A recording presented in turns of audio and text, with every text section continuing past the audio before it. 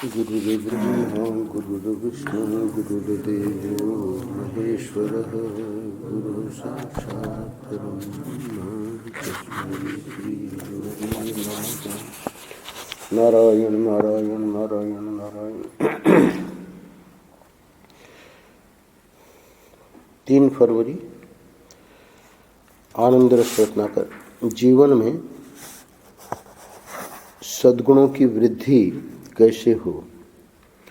आज के पृष्ठ का शीर्षक है जीवन में सद्गुणों की वृद्धि कैसे हो। 2 भागों में है। आज भी कुछ बातें बताएंगे और कल भी इसी शीर्षक के अंतर्गत जो शेष बातें हैं उनका हम कल श्रवण करेंगे। ये प्रसंग पावन प्रसंग पुस्तक में से लिया गया है। पुस्तक तो मेरे हाथ में है। तो परम पूज्य महाराज श्री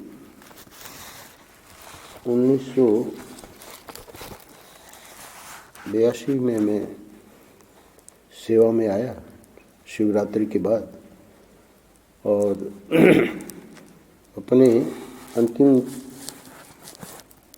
87 नवंबर में महर्षि का लीला स्मरण हुआ। तो मुझे लगता है 1983 से या संभवतः 82 के अंत में ही पुराने जिन महात्माओं से उनका संपर्क हुआ और विद्वानों से, यहाँ तक कि सद्गृहस्थों से और बहुत से जो और भी ऐसे महापुरुष थे जिन्होंने महर्षि के जीवन को प्रभावित किया, भले वैष्णव संत हों चाहे सन्यासी हों, तो उनके बारे में जो महर्षि की स्मृति में था वो क्रमशः लिखवाना शुरू किया।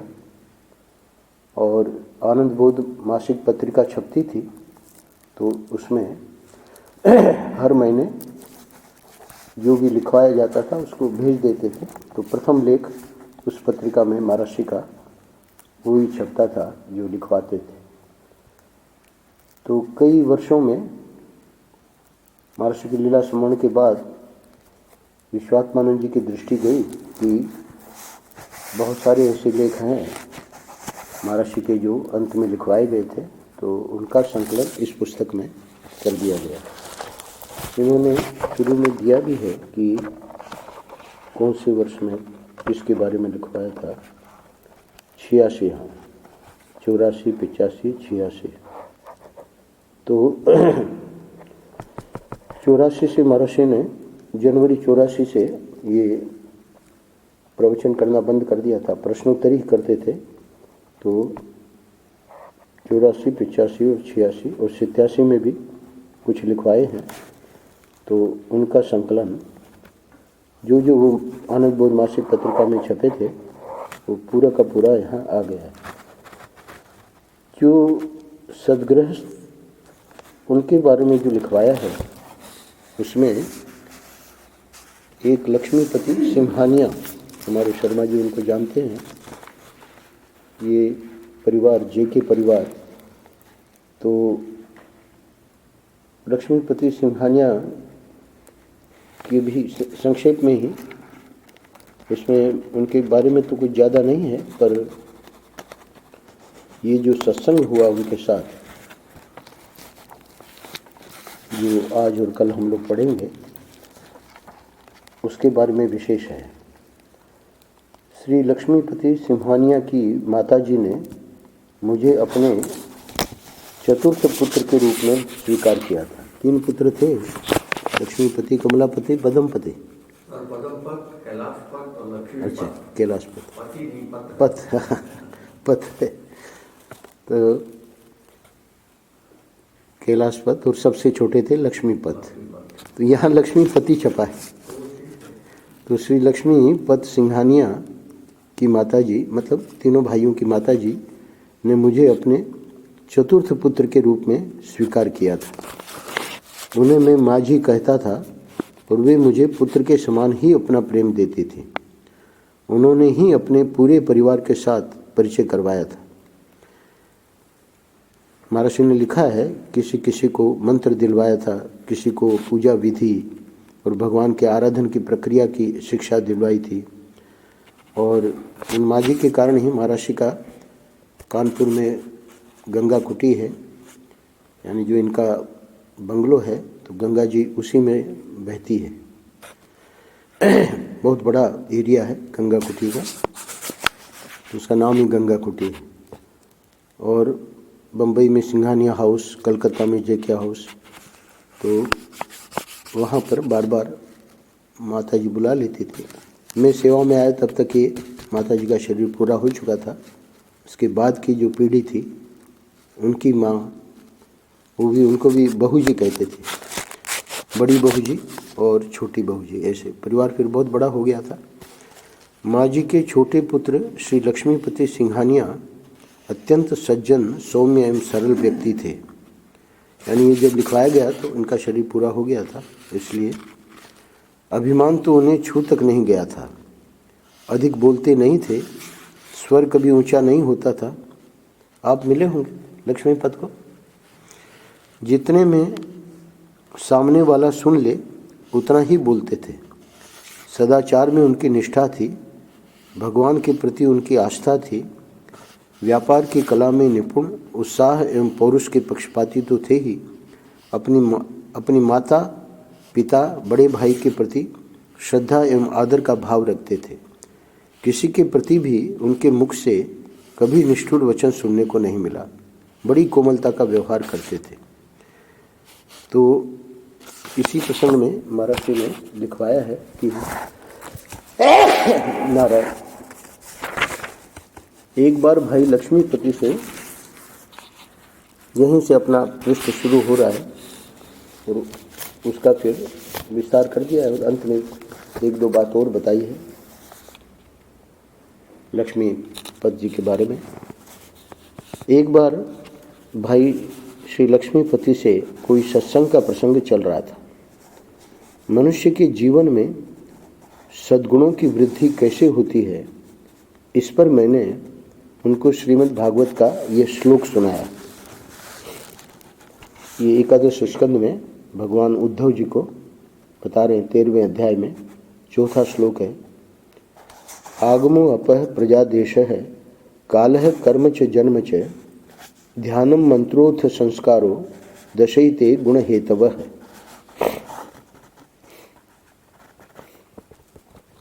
इस श्लोक का अर्थ उन्हें बहुत पसंद आया, जो इस प्रकार है।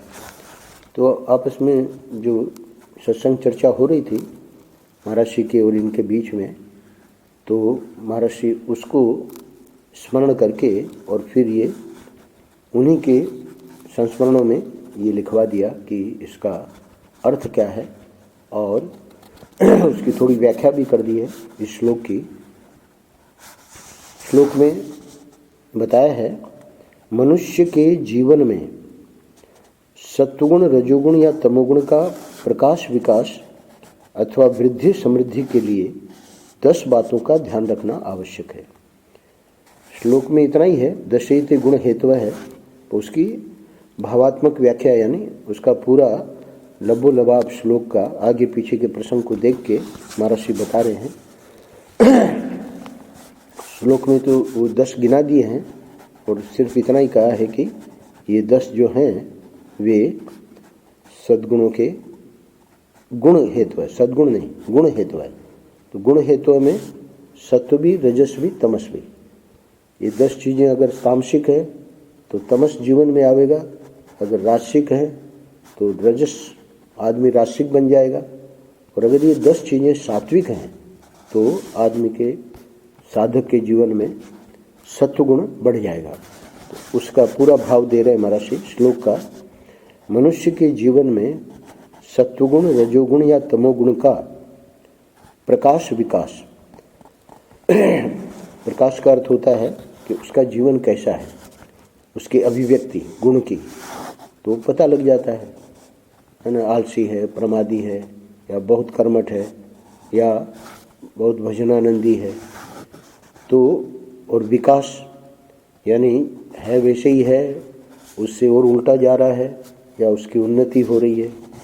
तो ये प्रकाश विकास अथवा इसी को कह सकते हैं वृद्धि समृद्धि। तो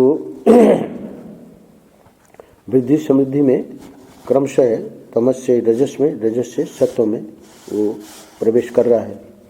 तो उसके लिए 10 बातों का ध्यान रखना आवश्यक है। भगवान उद्धव जी को बता रहे हैं कि ये जो 10 बातें हैं जो भगवान ने इस श्लोक में गिनाई, उसका अगर हम ध्यान रखेंगे यानी उसको सत्व की ओर ले जाना है। यदि वे सात्विक होंगी, ये जो 10 बातें हैं अगर वो सात्विक होंगी तो जीवन में सद्गुणों का विकास होगा। तो यही शीर्षक है आज का और कल का। वे 10 बातें इस प्रकार हैं। तो अब इसमें जो महर्षि ने व्याख्या की है उसमें कुछ ज़्यादा संक्षेपीकरण नहीं किया जा सकता था, तो इसलिए उसको 2 पृष्ठों में कर दिया है। यानी महर्षि ने जैसे लिखवाया है वो का वो पूरा ले लिया है। आगमो अपह प्रजा देश है, कालह कर्म च जन्म च। तो इसमें आप देखें आगम सबसे पहले है, अपह, अपह का अर्थ होता है जल, प्रजा, प्रजा का अर्थ होता है लोग, और देश, देश का अर्थ देश स्थान, और काल, काल का अर्थ होता है समय।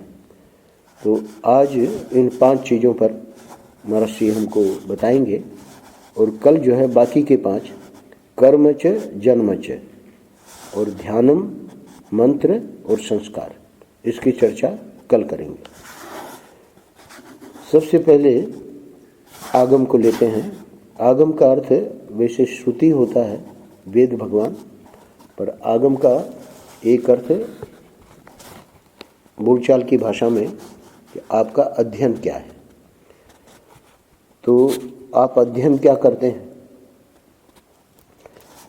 हृदय पवित्र करने वाले उपनिषद, गीता, भागवत, रामायण आदि ग्रंथ। तो आदि में और भी इस लिस्ट में जो धार्मिक साहित्य है जिससे हमारा सात्विकता बढ़ती है उसको ले सकते हैं। महाभारत है, हनुमान चालीसा है, राम रक्षा स्तोत्र है, शिव महिमा स्तोत्र है, पुराणों में सब पुराण आ जाएंगे, है ना। भागवत का एक नाम दिया है ना। तो पुराण है 18 पुराण, 18 उपपुराण। तो ये जितने धार्मिक साहित्य हैं, प्रश्न महर्षि ये कर रहे हैं कि आप अध्ययन क्या करते हैं। तो ये जो हैं गिनाए आदि से, और जो मुख्य मुख्य गिना दिए, ये तो हृदय पवित्र करेंगे। अच्छा, अथवा कह सकता है कि भाई हम तो भोग विलास या धनोपार्जन संबंधी पुस्तकें अथवा भूत प्रेत, है ना, चोर डाकू आदि के काल्पनिक ग्रंथ, उपन्यास कहते हैं, तो बड़ी रुचि होती है बच्चों को। जासूसी कथा बचपन में इससे बड़ी सनसनी होती है, तो उसको पढ़ते हैं बच्चे। तो इन ग्रंथों को अच्छा बच्चे पढ़ते हैं, चलो ठीक है, पर बड़े होने के बाद जब थोड़ी समझ आ गई कि ये सब ठीक नहीं है, तो अब प्रश्न है कि अब आप क्या कर रहे हैं। तो ये ग्रंथ अथवा इससे भी और गए भी थे, क्या है, बेईमानी, चालाकी, तिलस्माती या वासना बढ़ाने वाली फिल्मों की कहानियाँ, है ना, अश्लील भी। ग्राम्य, संस्कृत में अश्लील के लिए शब्द है ग्राम्य कथा। तो ग्राम्य कथा ये सब जो है ये तो और तमस में चला गया। बीच वाली राजसिक है और एकदम ऊपर वाली सात्विक है। तो ये प्रश्न महर्षि ने कर दिया है। अब हमको देखना है, यानी जो साधन भजन कर रहा है उसको देखना है, क्योंकि अगर वो अपने जीवन में सद्गुणों की वृद्धि करना चाह रहा है तो ये जो दूसरे नंबर में जो गिनाया है और तीसरे नंबर में जो गिनाया है उससे तो रासिक और तामसिक आवश्यकता हमारे मतलब उस व्यक्ति के जीवन में आवेगी, तो उनको छोड़ना है और सात्विक अध्ययन ही अपेक्षित है जीवन में सद्गुण बढ़ाने के लिए। अच्छा, अब इसमें अध्ययन में इसको भी लेना पड़ेगा। आज जो मोबाइल का, इंटरनेट का है ना, लैपटॉप का, उसको भी साथ में ही लेना पड़ेगा कि उसमें क्या देखते हैं हम। बहुत से लोग कथाएं सुनते हैं, है ना, बहुत सारा इसमें भरा हुआ है, अच्छी अच्छी बातें, और बहुत सारा राजसिक सुनते हैं, है ना, और ये जो तीसरा है वो भी उसमें भरा हुआ है। तो आपके जीवन को अपनी अपनी दिशा में आकृष्ट करने वाली यही किताबें हैं, यानी ग्रंथों की महर्षि ने हम लोगों की सुविधा के लिए सात्विक, रासिक और तामसिक सभी ग्रंथों के नाम गिना दिए। अब आखिरी वाक्य में कह रहे हैं कि आपके जीवन को अपनी अपनी दिशा में आकृष्ट करने वाली, तो रासिक किताबें हैं वो रासिक दिशा में आकृष्ट करेगी, है ना, रासिक लोगों से मिलना होगा, जीवन रासिक बन जाएगा। तामसिक किताबें हैं तो उससे फिर वैसे ही लोगों से, अभी हमारे गौशाला में जो हैं तो ठीक है, उनका जो स्तर है वैसा ही है, तो वो लोग गांजा आदि पीना, नशा करना, है ना, वैसे ही।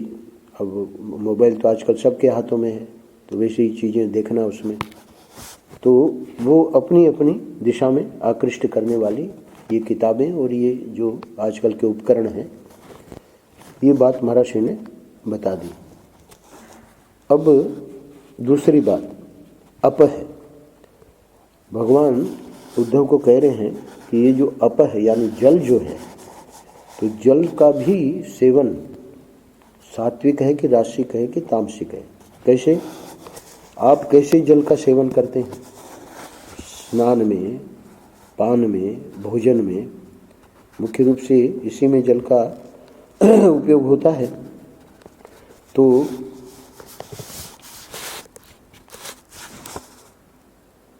पान में भगवान का चरणामृत, पवित्र नदी, गंगा जल, यमुना जल। अब तो खैर ये उसके कारण, प्रदूषण के कारण नदियाँ इतनी स्वच्छ नहीं रही, पर फिर भी ऊपर जहाँ से नदियों का उद्गम है, ऋषिकेश वगैरह, वहाँ से आज भी गंगा जल वगैरह है। तो महर्षि के लिए, महर्षि 12 महीने गंगा जल ही, उसी का गंगा जल का ही पान करते थे। वहाँ से ऋषिकेश से आ जाता था, उनके लिए हम लोग उसको छान के और रख लेते थे। तो पवित्र नदी एवं स्रोतों का जल, अब ये बोतल में जो जल आ रहा है बहुत से हालांकि कीमती है, पर हिमालय का जल दे रहे हैं, एक एक बोतल की कीमत 80 रुपये। तो वहाँ का जल भी कोई चाहे तो वो अवेलेबल है। हालांकि लोग इतना महंगा क्यों लेंगे, पर जो लोग हैं प्रेमी कि वहाँ का जल हमको पीना है, तो वो भी सुविधा आजकल कर दी है। तो स्रोतों का, पवित्र नदी अथवा पवित्र स्रोतों का जल। अच्छा, अब जल में ये सब भी आ जाएगा, रस आदि, तो फलों का रस, है ना। अब यहाँ बड़ी विचित्र बात है, क्यों? क्योंकि फलों का रस शाकों के द्वारा निर्मित पेय, सूप वगैरह, ये तो ठीक है, पर अब इसी में जो सड़ाया हुआ सूरा आदि, तो उसमें सब नशीली पदार्थ आ जाएंगे। तो इसलिए अपह यानी जल के सेवन में सात्विक है कि रासिक है कि तामसिक है? जो सामान्य लोग प्रयोग कर रहे हैं तो रासिक ही है, क्योंकि हर व्यक्ति गंगा जल कहाँ से लाएगा, और नदियाँ में प्रदूषण हो गया है। तो स्नान में, पान में, भोजन में किस जल का उपयोग करते हैं, ये प्रश्न करके, और फिर जितना संभव हो उतना, नहीं तो मंत्र भी बोलते हैं स्नान करते वक्त। जो भी जिस जल से हम स्नान कर रहे हैं उसी में गंगा का, सभी नदियों का आह्वान करने का ऐसे मंत्र हैं, तो उस मंत्र को बोल के और लोग स्नान करते हैं। आप जल के प्रभाव से मुक्त नहीं रह सकते। यानी तामसिक अगर जल का सेवन है तो उसका जरूर जीवन पे असर पड़ेगा। सुरा आदि, शराब आदि, और रासिक है तो रासिक जीवन रहेगा, सामान्य जिनके जैसे है, और सात्विक का तो कहना ही क्या। तीसरी बात है प्रजा, अंग्रेजी में कहते हैं कंपनी, यानी हमारा संग कैसा है, इसके ऊपर शास्त्रों में बड़ा जोर है। जित संग दोषा, भगवान ने 15वें अध्याय में भी बताया कि ये जो संग दोष है, संग हमारा रागी के प्रति है, द्वेषी के प्रति है, तो उससे हमारे जीवन में उसका असर पड़ेगा। उसी को महर्षि बता रहे हैं, आप कैसे लोगों में रहना, मिलना जुलना पसंद करते हैं। तो जैसे जिसकी प्रकृति है वैसे ही वो अपने संगी साथी ढूंढ लेता है। तो ये एक प्रश्न कम से कम भजन करने वालों को करना चाहिए, क्योंकि वो तो जीवन में सद्गुणों की वृद्धि करना चाह रहा है ना। तो जीवन में सद्गुणों की वृद्धि कैसे हो, इसका ये जो एक श्लोक में ही भगवान ने बता दिया कि इन 10 बातों पे ध्यान दो। हमारा अध्ययन क्या है, हमारा जल का सेवन कैसा है, और तीसरा पॉइंट है कि हम कैसे लोगों में रहते हैं, कैसे लोगों में रहना, मिलना जुलना पसंद करते हैं। तो हमको तो वो लोग अच्छे लगते हैं, कोई कहे कि जो गप लगावे, तो वो जो है उससे सद्गुणों की वृद्धि नहीं होगी। टाइम तो पास हो जाएगा, पर वो अपना समय, जो मनुष्य जीवन इतना दुर्लभ है, उसको हम व्यर्थ गंवा रहे हैं। एक एक क्षण इसका बहुत कीमती है। मैंने पहले सुनाया होगा, स्वामी रमणानंद जी ने सुनाया कि परीक्षा में जो विद्यार्थी था लिख ही नहीं रहा था, आधा घंटा हो गया, 1 घंटा हो गया। निरीक्षक उसको बार बार कहे भी कि भाई लिखते क्यों नहीं हो, बैठे क्यों हो, बैठा रहा। अब 1.5-2 घंटा, जो 2 घंटा बीत गया, उसके बाद लिखना शुरू किया। पेपर तो इस प्रकार होते हैं कि 3 घंटा भी लिखो तो समय कम पड़ता है, अगर वो विद्यार्थी सभी प्रश्नों के उत्तर जानता है। और ये जो है महाशय 2 घंटे बैठे रहे और तीसरे घंटे लिखना शुरू किया। तो स्वाभाविक है कि 1 घंटे में पूरा कर नहीं पाया, घंटी बज गई, कापियाँ ली जाने लगी। तो अब जब कापियाँ ली जाने लगी तो ये कहता है कि रुकिए, मुझे थोड़ा लिखना है।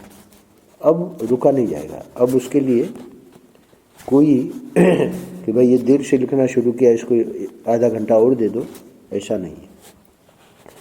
तो ये जो मनुष्य दृष्टांत दिया इसलिए स्वामी रमणानंद जी ने कि जो हमारी सांसें हैं ये गिनी गिनाई हैं, इसमें हम जो कर लें, समय को व्यर्थ नहीं गंवाना है।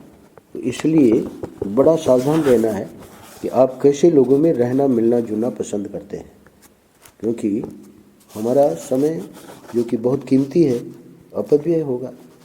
वो तो गप लगाएंगे, उनको तो कोई और बात करने वाला चाहिए, उनको बड़े विनम्रता से कि भाई हमको दूसरा काम है ना। तो ऐसे गप्पी लोगों से और जो हमारा समय बेकार करते हैं उनसे बचना चाहिए। आप जैसे लोगों में रहेंगे, बड़ा मानकर सेवा करेंगे और जैसा होना चाहेंगे वैसे हो जाएंगे। इस तीसरे पॉइंट पे एक और महत्वपूर्ण बात महर्षि बता रहे हैं, सिर्फ हमारा रहना मिलना जुलना ही नहीं, बड़ा मानकर सेवा करेंगे। ये एक तीसरे पॉइंट में समझने लायक बात है कि जो बड़े हैं हमसे और उनमें भी हमारा जब पूज्य भाव होता है तो मन होता है कि हम उनकी सेवा करें। बहुत से लोग तो सेवा लेते ही नहीं है ना, और अगर वो सेवा लेते हों तो कहते हैं कि आप जैसे लोगों में रहेंगे, बड़ा मानकर सेवा करेंगे और जैसा होना चाहेंगे वैसे हो जाएंगे। तो वहाँ छोटे बच्चों के लिए कहते हैं कि पढ़ोगे लिखोगे बनोगे नवाब, खेलोगे कूदोगे बनोगे खराब, तो जैसे रहना चाहोगे। तो खैर ये तो बच्चे हैं, बच्चों को तो समझाना थोड़ा कठिन है, पर अब जब हम लोगों ने होश संभाल लिया, बड़े हो गए हैं, तो कम से कम ये हमको ही निश्चय करना पड़ेगा कि हम क्या बनना चाहते हैं, जैसा होना चाहेंगे, जो बनना चाहेंगे, ये हमारे हाथ में है।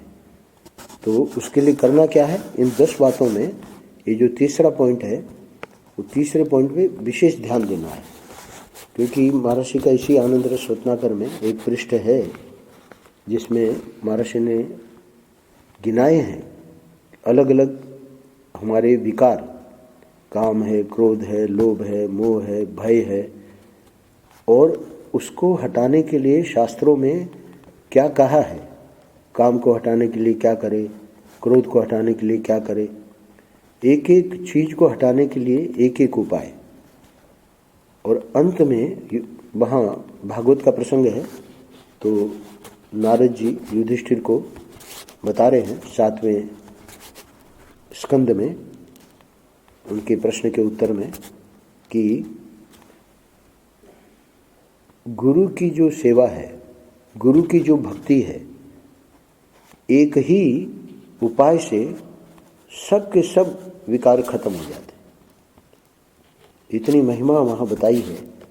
तो महर्षि ने दृष्टांत दिया है कि पहले पुराने ज़माने में एक दवा होती थी, उसका नाम होता था अमृत धारा।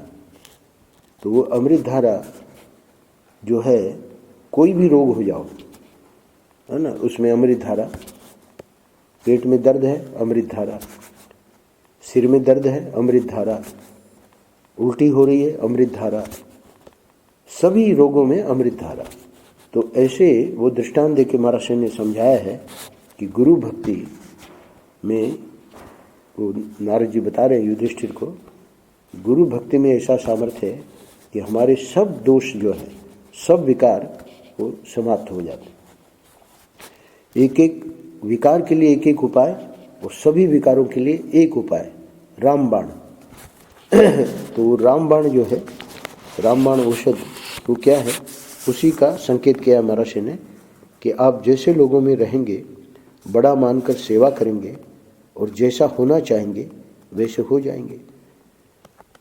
हमारे मनुक पीठाधीश्वर जी कहते हैं कि ये जो महापुरुष हैं, इनके संग में रहने से या इनकी सेवा में रहने से एक विशेष बात क्या है कि कोई गलत चर्चा वहाँ होती ही नहीं है। वहाँ किसी की निंदा, है ना, किसी की प्रशंसा, किसी की समय व्यर्थ कर रहे हैं, ऐसा कुछ होता ही नहीं, क्योंकि उनका जीवन ऐसा है महापुरुषों का। तो अब जब उनके साथ रहेंगे तो स्वाभाविक है कि हमारी चित्तवृत्ति अन्यत्र जा ही नहीं सकती। पहले उसका संस्कार है तो भी रहते रहते वो अपने आप कट जाएगी।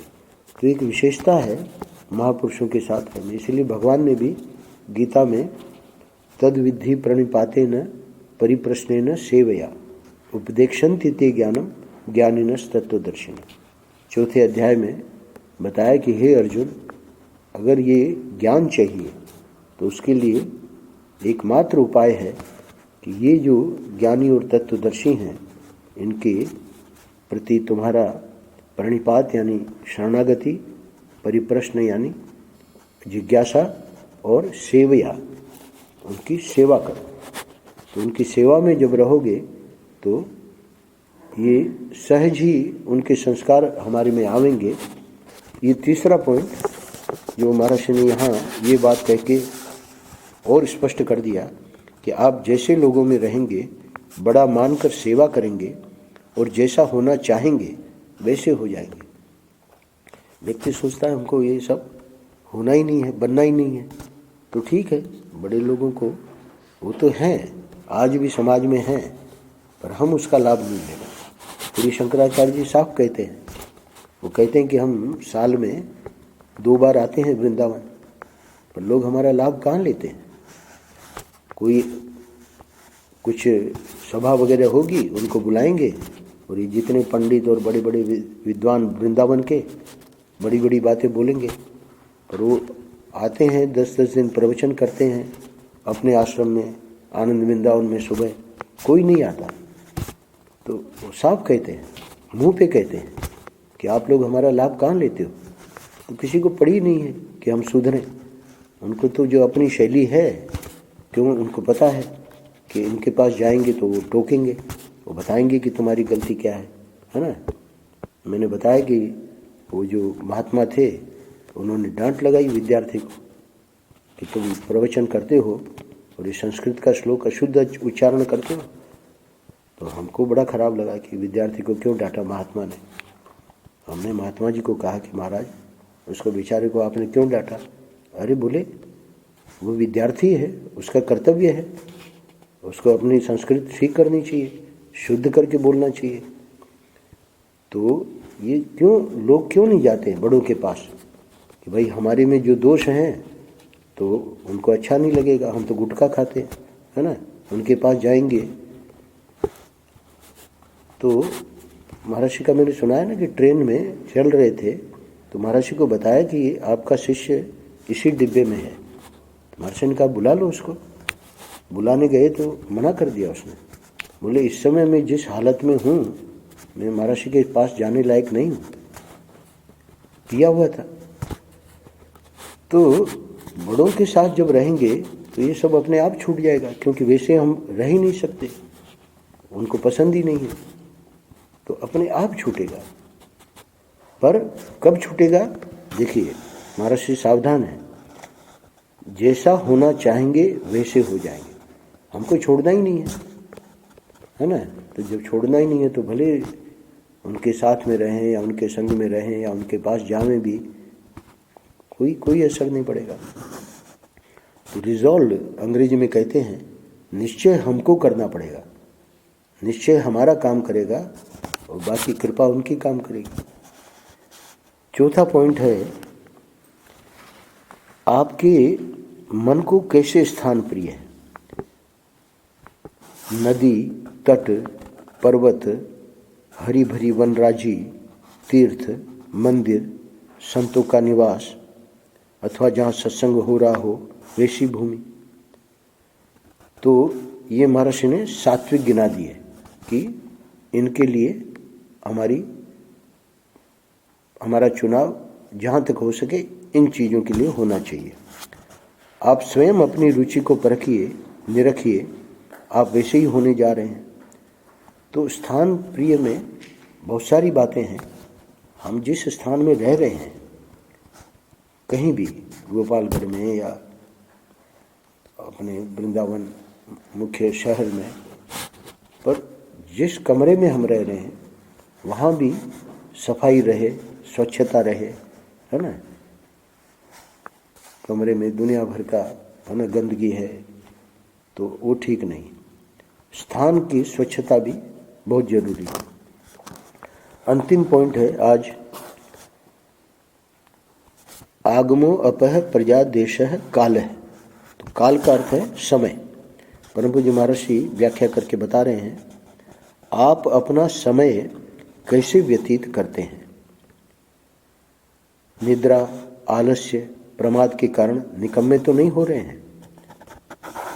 कल शर्मा जी कह रहे थे कि फ़ोन आया कि आप लोग तो रजाई में है ना रहते होंगे, ठंड है। तो हम तो आए थे वहाँ से वृंदावन से, तो आप दोनों इतनी ठंड में वहाँ बाहर टहल रहे थे।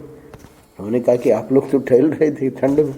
बोले कि वहाँ से फ़ोन आया कि आप लोग तो रजाई में। तो ये जो आलस्य निद्रा वाले लोग हैं तो उन लोगों को बड़ा अच्छा है।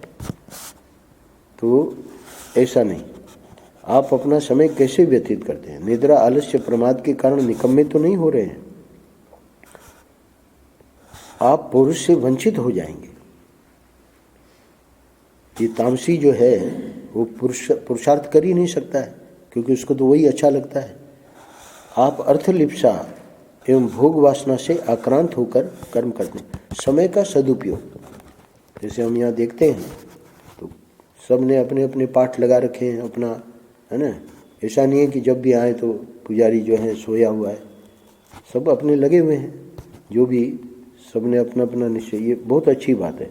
समय का सदुपयोग होना ही चाहिए। आप अर्थलिप्सा एवं भोग वासना से आक्रांत होकर कर्म करते हैं? महर्षि प्रश्न कर रहे हैं, क्योंकि ये दोनों जो हैं पुरुषार्थ तो है, पर लिप्सा नहीं होनी चाहिए, वासना नहीं होनी चाहिए। भोग जीवन में रहे, है ना, अर्थोपार्जन रहे, पर अर्थलिप्सा और भोग वासना ये तमस में चला जाता है। अर्थ और भोग राजसिक है, और इससे भी इसका जो सदुपयोग है वो सात्विक है। तो इसलिए समय कैसे व्यतीत करते हैं ये देखना है। तो समय में यानी पूरा समय बस उसी में अर्थोपार्जन में, यहाँ क्या हो रहा है, वहाँ का स्टॉक देखा, शेयर बाजार देखा, वैसे लोगों की होती है वो, पर वो अध्यात्म दृष्टि से उसे अच्छा नहीं माना गया है। हो जाती है, आदत हो जाती है, वो छोड़ ही नहीं पाते बेचारे, करते रहते हैं। एक और तो अध्यात्म की बड़ी बड़ी बातें सुनते हैं, करते हैं, पर वो जीवन में असर नहीं करेगी। क्यों? क्योंकि वो अर्थलिप्सा जो है, वो शेयर बाजार का जो देखना है, तो वो उसको पूरे अध्यात्म के ऊपर पानी फेर देता है। इसलिए महर्षि ये अर्थलिप्सा और भोग वासना से आक्रांत होकर कर्म करते हैं क्या, ये प्रश्न उठा रहे हैं। क्योंकि बहुत सावधान रहना है। अध्यात्म मार्ग में सचमुच में हमको इसमें कुछ प्राप्ति करनी हो तो नहीं करनी, ऐसे ही अपना समय, है ना, कौतूहल के लिए अध्यात्म में जा रहे हैं तो ठीक है, अपना शेयर बाजार का और जो भी करते हो करो, उसमें कोई बात नहीं। निश्चय ही आपके जीवन में विक्षेप की वृद्धि होगी। क्यों? क्योंकि जो अर्थलिप्सा और भोग वासना है तो व्यक्ति समझ नहीं रहा है, पर उसमें विक्षेप होगा। क्यों? जैसा चाह रहे हैं वैसा नहीं हुआ तो उसमें फिर विक्षेप हो जाता है।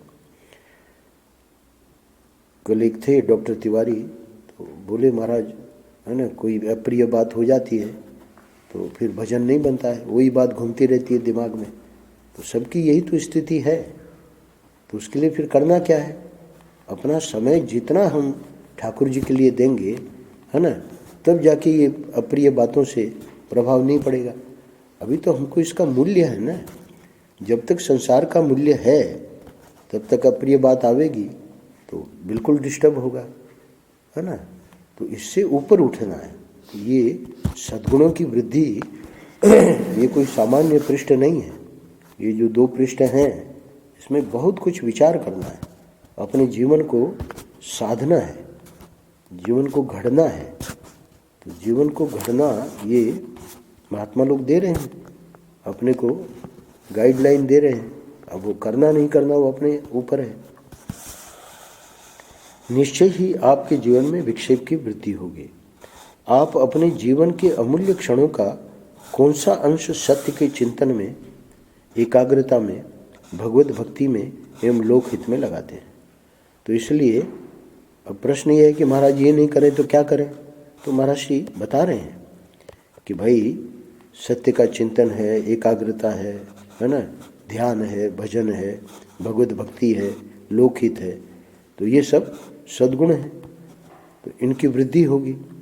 तो प्रश्न ये है कि आप अपने जीवन के अमूल्य क्षणों का कौन सा अंश, बोले महाराज आधा घंटा लगा देते हैं। अरे भाई 24 घंटे में आधा घंटा लगाते हो तो बाकी का समय तुम्हारा ये सब बकवास में लग रहा है। तो फिर कैसे तुम ये अपेक्षा करते हो कि हमको हमारे जीवन में भक्ति आवे या ज्ञान आवे, है ना। तो जितने अंशों में लगाएंगे उतने ही हमारे सद्गुण बढ़ेंगे। तो लगा तो कुछ नहीं रहे, है ना। आटे में नमक डालते हैं उतना अध्यात्म है ना, और बाकी पूरा का पूरा जो है तामसिक और रासिक जीवन है। तो वो सात्विक जीवन आटे में नमक जितना वो कोई किसी काम का नहीं, वो तो होने नहीं होने के बराबर है। आटा जो है यानी पूरा का पूरा सात्विक हो जाए और नमक जितना रजस तमस रहे, तब जाके बात बनेगी। तो इतना पूरा का पूरा, इसको अंग्रेजी में कहते हैं ट्रांसफॉर्मेशन, यानी व्यक्ति क्या था और क्या हो गया। पहले तो इतना क्रोधी था, पहले तो इतना तामसी था, और अब देखते हैं, है ना, माला लेके हाथ में हमेशा उनका जप चलता रहता है। देखो आप वृंदावन में बहुत से लोग हैं ऐसे। तो ये कैसे होता है? जब हम निश्चय करेंगे कि हमको ऐसा बनना है। इसलिए महर्षि कह रहे हैं कि आप अपने जीवन के अमूल्य क्षणों को, रमणानंद जी का मैंने दृष्टांत दिया, अब नहीं देंगे। अब जब हमारा जीवन पूरा हो गया, हमारी सांसें पूरी हो गई, अब यमराज आए तो हम कहें कि रुको रुको, हमारे बहुत से काम बाकी हैं, वो नहीं छोड़ेंगे। तो जैसे वो कापी लेने वाला 3 घंटे के बाद कापी ले लेता है, तो ये अमूल्य क्षणों को जो हम बर्बाद कर रहे हैं, ये आखिरी पॉइंट जो है, इसमें बहुत ध्यान देना है। कौन सा अंश सत्य के चिंतन में, एकाग्रता में, भगवत भक्ति में एवं लोकहित में लगाते हैं। अंतिम वाक्य है, आपका एक क्षण आपके जीवन को स्वर्ग एवं नरक बनाने में समर्थ है। ये जो महर्षि का वाक्य है, इसकी चर्चा हम कल करेंगे। समय आज पूरा हो गया। नारायण नारायण नारायण नारायण।